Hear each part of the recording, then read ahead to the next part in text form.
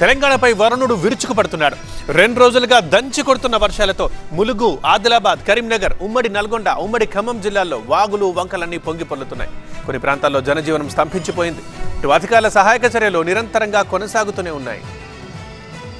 ఆదిలాబాద్లో ఎడతెరిపిలేని వర్షాలకు రవీంద్రనగర్, శాంతినగర్, ధోబీ కాలనీ, దివ్యాంగుల కాలనీలు నీట మునిగాయి. బోధు మండలం దన్నూరు వాగు ఉప్పొంగి ప్రవహిస్తుండడం వణుకు పుట్టిస్తోంది. ఇప్పటికే కురుస్తున్న వర్షాలతో అల్లాడుతోన్న జనాన్ని వాతావరణ విభాగం అధికారుల హెచ్చరికలు మరింత భయపెడుతున్నాయి.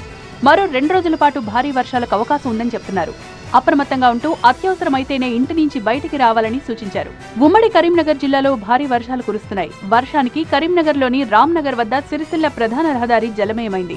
జగిత్యాల జిల్లాలో నిన్నటి నుంచి ఎడతెరిపి లేకుండా కురుస్తోన్న భారీ వర్షానికి జనజీవనం స్తంభించిపోయింది. సారంగపూర్లోని పలు ఇళ్లలో నీరు చేరింది. రాయికల్ మండలంలో వాగులు, వంకలు పొంగి పొర్లుతున్నాయి. లోతట్టు ప్రాంతాల్లో నీళ్లలోకి నీరు చేరి ప్రజలు ఇబ్బంది పడుతున్నారు. జగిత్యాల పట్టణంలోనూ టవర్ సర్కిల్, మహాలక్ష్మీనగర్ ప్రాంతాల్లో వరద నీరు పొంగి పొర్లుతోంది.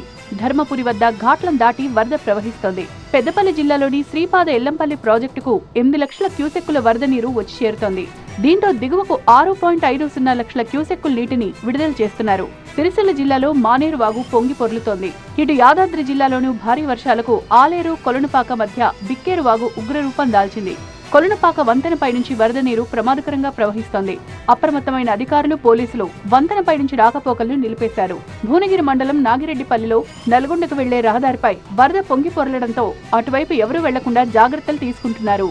ఉమ్మడి ఖమ్మం జిల్లాను వర్షాలు వణికిస్తున్నాయి. కొనిజర్ల మండలం తీగల బంజర దగ్గర పగిడేరు, నిమ్మవాగులు పొంగి పొర్లుతూ ఉండడంతో 10 గ్రామాలకు రాకపోకలు నిలిచిపోయాయి. సత్తుపల్లి మండలం కొత్తూరు గ్రామంలో ఇళ్లలోకి వరద నీరు చేరింది. సత్తుపల్లి, కిష్టారం మధ్య జాతీయ రహదారి జలమయం కావడంతో ఇరువైపులా వాహనాలు నిలిచిపోయాయి.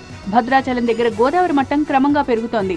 ఖమ్మం పట్టణంలోని మున్నేరుకు వరద ఉధృతి అంతకంతకు పెరుగుతోంది. పలు ప్రాంతాల్లో రాకపోకలకు అంతరాయం కలుగుతోంది. మొత్తంగా వరద ప్రభావిత ప్రాంతాల్లో ప్రస్తుతం రెస్క్యూ ఆపరేషన్స్ ముమ్మరంగా కొనసాగుతున్నాయి. ఎన్డీఆర్ఎఫ్, ఎస్డీఆర్ఎఫ్, ఫైర్ సిబ్బందితో పాటు పోలీసులు ముంపు ప్రాంతాల్లోనే ఉంటూ సహాయక చర్యలు చేపట్టారు.